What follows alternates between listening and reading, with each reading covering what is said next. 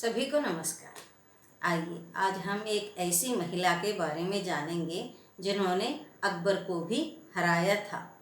जी हाँ, आपने सही सुना है, अकबर भी हारा था। तो ये बात उन दिनों की है जब मुग़ल सम्राट अकबर दिल्ली में नवरोज़ मेला लगवाया करते थे। उस मेले के अंदर एक मीना बाजार हुआ करता था जिसमें स्त्रियां या लड़कियां ही जा सकती थी, पुरुषों का जाना मना था। लेकिन उस मेले में स्त्रियों को देखने के लिए अकबर अपना वेश बदलकर जाया करता था या बुर्खा पहनकर जाया करता था। इसी तरह एक बार गया और ढूंढ रहे थे कि कोई सुंदर सी लड़की दिखे, तभी उनकी नज़र एक महिला पर पड़ी जो बहुत ही सुंदर थी और उस लड़की को बुलवाने के लिए अपने दासियों को भेजकर अपना राजमहल बुलवा लिया अकबर ने।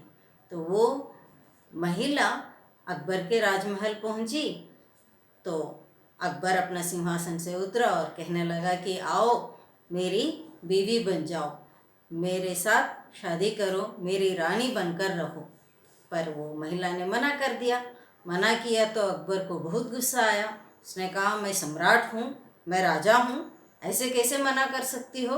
तुम्हें मेरी बीवी बनकर यहाँ रहना ही होगा। ऐसा कहकर वो अपना सिंहासन छोड़कर वहाँ से उस महिला की ओर बढ़ने लगे और वो महिला भगवान को याद करते हुए कैसे मैं इस दुष्ट से अपने आप को बचाऊं, कैसे अपने इज्जत को बचाऊं, ऐसे सोचते हुए वो पीछे पीछे हटने लगी। जैसे ही हटने लगी तो थोड़ी ही देर में उसका पीठ दीवार से जाकर लगा। तो अकबर बहुत ज़ोर से हंसने लगा। अब कहाँ जाओगी और कितनी दूर जाओगी, मुझसे दूर कहाँ तक जाओगी? इस प्रकार कहता हुआ हंसता हुआ आगे बढ़ता गया। वो महिला आंख बंद करके नीचे की ओर सिर करके अपने मन ही मन कह रही थी कि हे धरती माँ, तुम फट जाओ और मुझे अभी यहीं अपने अंदर समा लो। ऐसा करके धरती की ओर जैसे ही उन्होंने देखा तो उनके मन में एक विचार आया और जैसे ही सर उठाकर देखा सामने तो अकबर 2-4 कदम की दूरी पर ही था। तो बहुत पास आ गया था। तो उस महिला ने बिजली की गति से नीचे झुकी और जो कारपेट अकबर के पैरों के नीचे थी उसको पूरी शक्ति से हिलाया, खींचा तो कारपेट हिल गया। हिलने के कारण उसके ऊपर जो अकबर चल रहा था वो गिर गया। जब तक अकबर ये समझ पाता कि मैं कारपेट के हिलने से गिर गया हूँ, तब तक तो वो महिला उस अकबर के छाती के ऊपर पैर रखकर अपने कमर से कटार निकालकर कह रही थी कि बोल, तेरी अंतिम इच्छा क्या है? इस प्रकार वो अकबर से पूछ रही थी। तब वो अकबर को होश आया कि मैं गिरा हूँ और मेरे छाती पर इस महिला ने पैर रखा है। तब करना क्या था?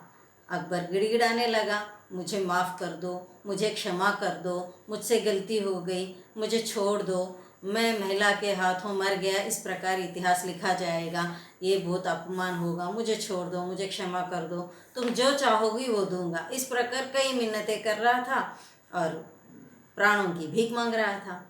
उस महिला को दया आ गई, पर उस महिला ने कहा, मैं छोड़ूंगी, प्राण बख्श दूंगी, लेकिन मेरी 2 शर्तें हैं।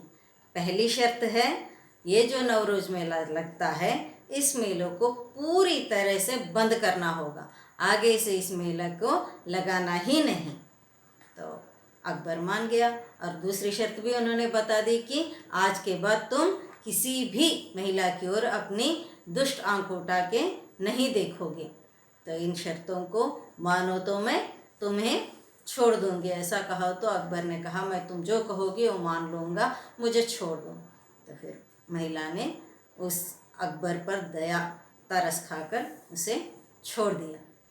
तो ये महिला थी किरण देवी, बाईसा किरण देवी। तो ये किरण देवी कोई और नहीं थी, महाराणा प्रताप के छोटे भाई शक्ति सिंह की पुत्री थी।